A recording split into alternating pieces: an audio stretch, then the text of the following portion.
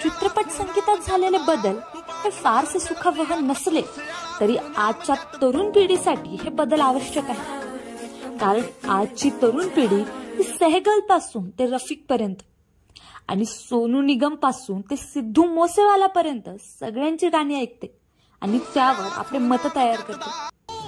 त्यामुळे सरसकट आजच्या संगीत विश्वाला किंवा कलाकारांना नाव ठेवून चालणारच नाही। कारण change is the only constant thing या नियमाप्रमाणे या क्षेत्रातही काही बदल होणं अपेक्षितच आहे।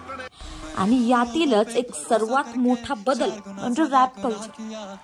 जुन्या गाण्यांचा रिमेक व रिमिक्स पेक्षा रॅप ही फार मोठी, कठीण आणि महत्वाची गोष्ट आहे हे समजून घेणं ही फार महत्वाचं। याच रॅप कल्चरला व खास करून भारतीय हिपहॉप म्युझिकला जागतिक स्तरावर दखल घ्यायला लावली ती म्हणजे आपला बादशाह म्हणजेच आदित्य प्रतीक सिंग सिसोदिया। 19 नोव्हेंबर 1985 साली एका हिंदू राजपूत घराण्यात दिल्लीमध्ये आदित्यचा जन्म झाला। दिल्लीच्या पीतमपुरा भागातील बाल भारती शाळेत आदित्यचं शालेय शिक्षण पूर्ण झालं। शाळेतच आदित्यला संगीताबद्दल रुची निर्माण झाली, परंतु यावर आपलं पोट भागणार नसल्याने आधी गणित या विषयातील आणि मग सिव्हिल इंजिनिअरिंग मधून शिक्षण त्याने पूर्ण केलं।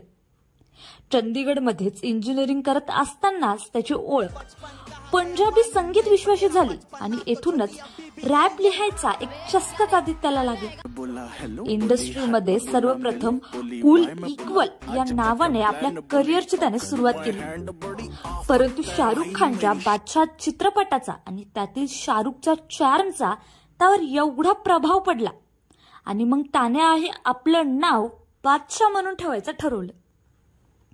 2006 मध्ये त्यांनी माफिया मुडीत या पंजाबी ग्रुपमध्ये योयो हनी सिंग सह सहभाग घेतला। या ग्रुपमध्ये त्याच्याबरोबर इतर बरेच रॅपर्स सहभागी झाले, परंतु नंतर आपसातच काही वादांमुळे हळूहळू यातून एक एक कलाकार बाहेर पडू लागला आणि सर्वांनी आपापल्या मार्गावर चालायचा निर्णय घेतला।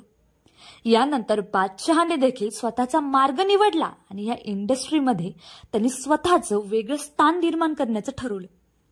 कपूर अँड सन्स मधील करवे चुली, खूबसूरत मधील अभी तो पार्टी शुरू हुई या 2 गाण्यामधून बादशहाला अधिक प्रसिद्धी मिळाली।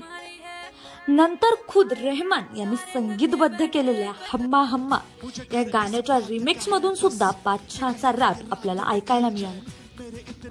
आधी केवळ काही छोट्या मोठ्या चित्रपटांसाठी काम करणारा बादशाह आता धर्मा प्रोडक्शन आणि यशराज फिल्म सारख्या बॉलिवूड मधील बड्या स्टुडिओसह काम करू लागला। याच दरम्यान युट्यूबच्या माध्यमातून बादशहाने कित्येक सुपरहिट गाणी दिली। सोशल मीडियावर रील्सच्या माध्यमातून नेटकऱ्यांना वेड लावणाऱ्या जुगनू या गाण्याने तर विदेशी लोकांना सुद्धा भुरळ घातली। बॉलिवूड अभिनेत्री जॅकलीन फर्नांडिस सोबतचा गेंदा व आस्था गिल बरोबरचा डीजे वाले बाबू या बादशहाच्या गाण्यांनी तर युट्यूब विश्वात एक वेगळाच इतिहासच रचला।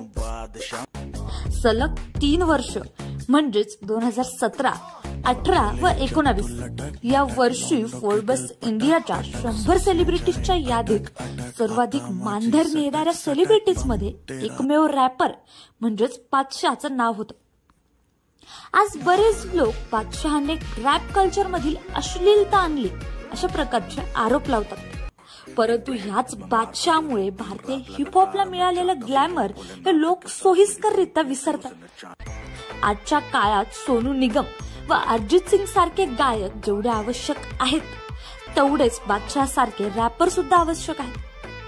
रॅप म्हणजे केवळ यमक जुळून काहीतरी गाऊन दाखवणं नाही, तर यामागे खूप मोठा इतिहास आहे ज्याची पायमुळं तुम्हाला साऱ्या जगभरात पसरलेली बघायला मिळते। हा इतिहास जाणून घेणं फार महत्वाचं आहे आणि आज ह्याच संगीत प्रकाराला भारतीय वेस्टर्नात गुंडाळून ग्लॅमरचा जबरदस्त तडका देत साऱ्या बॉलिवूड पासून तर विदेशी सेलिब्रिटीजना आपल्या रॅपवर थिरकायला भाग पाडणाऱ्या बादशहाची गाणी तुम्हाला आवडतात का? नक्कीच कमेंट करून कळवा।